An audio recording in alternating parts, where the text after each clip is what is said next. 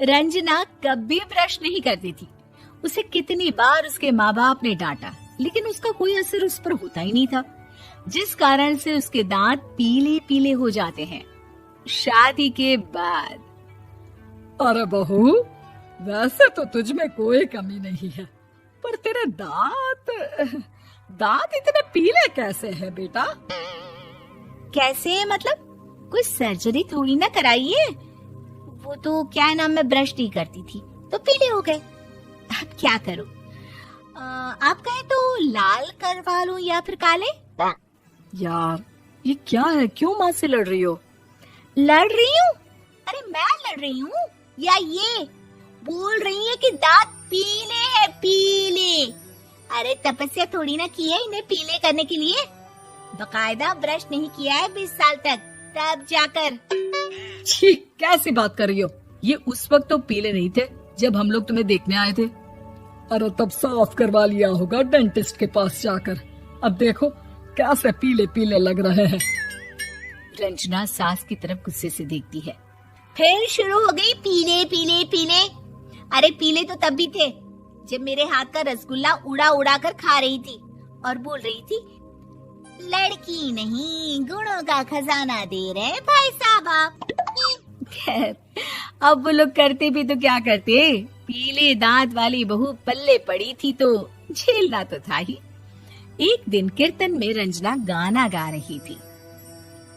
अरे कमला बहन, माँ का द्वार है, यहाँ तो सब शुद्ध होकर आते हैं, फिर अपनी बहू को ब्रश भी नहीं करवाती तुम। दूर से पीले पीले दांत भक्ति में बाधा उत्पन्न कर रहे हैं। अरे कोई 2 साल के बच्चे थोड़ी ना लेकर आई हूँ मैं बहू बनाकर। अच्छी खासी लड़की है, अरे कैसे करवाऊं ब्रश? ये तो उसे खुद करना चाहिए ना।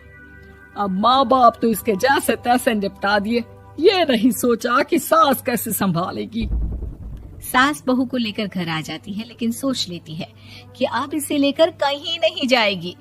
अगले रोज बहू कहती है, अरे क्या हो गया, मंदिर नहीं जाना क्या? कीर्तन का वक्त हो रहा है। मेरी मधुर वाणी से कान्हा जी जागते हैं और सोते हैं। आप तो जानती है ना उनकी भक्ति में कितना मन लगता है मेरा।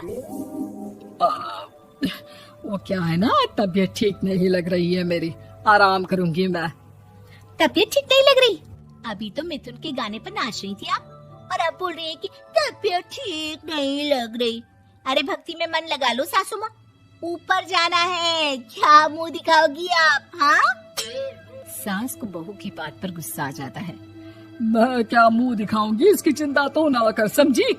अपने मुंह की चिंता कर, जो ये पीले पीले दांत लेकर हर जगह पहुंच जाती है। पता है लोग कितना मजाक बनाते हैं। ना जी ना, मैं नहीं जाना कहीं तेरे साथ। तो ये बात है।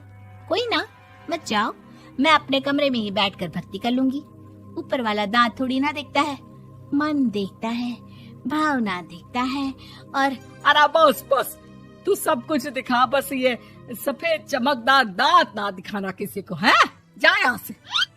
बहू को सास की बात का कोई फर्क नहीं पड़ता, वो तो जैसी थी वैसी ही रह जाती है। सुबह नहाकर किचन में खाना बनाना, फिर खाना खाना, कीर्तन भजन करना और सो जाना। एक दिन, माँ जी मैं सहेली के घर जा रही हूँ, शाम को लेट आऊंगी। हाँ, तो जाना, मैंने कौन सा तेरी आरती करनी है घर पर बैठकर। रंजना सहेली के घर जाती है, जहाँ वो पार्टी में जाने की तैयारी कर रही होती है। अरे शिखा, कहाँ जाने की तैयारी कर रही है? मैं गलत वक्त पर आ गई क्या? अरे नहीं यार, उल्टा सही वक्त पर आई है। मैंने ये साड़ी और ज्वेलरी निकाली है यार, शाम को इनके ऑफिस की एक पार्टी में जाना है। बताना कैसा लग रहा है ये सब?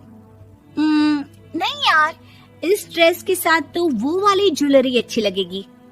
हाँ सही बोल रही है, मैंने ध्यान ही नहीं दिया। वैसे तो हमेशा से मस्त फैशन सेंस रखती है। तो बड़ा जाती होगी ना पति के साथ पार्टी में। रंजना कुछ नहीं बोलती, बस सोचती है कि यार काश ये बात सही हो जाती, पर मैं क्यों नहीं जाती पार्टी में? क्या इन लोगों की कोई पार्टी होती नहीं होगी? रंजना घर आती है और रात में पति से सवाल करती है, एक बात बताइए, आप मुझे किसी पार्टी में क्यों नहीं ले जाते? क्या आपके यहाँ ऑफिस में पार्टी नहीं होती? पति बेचारा क्या कहता कि दांत पीले हैं तुम्हारे इसलिए। अरे कोई पार्टी होती नहीं हम लोगों के ऑफिस में, तो कहाँ से लेकर जाऊं?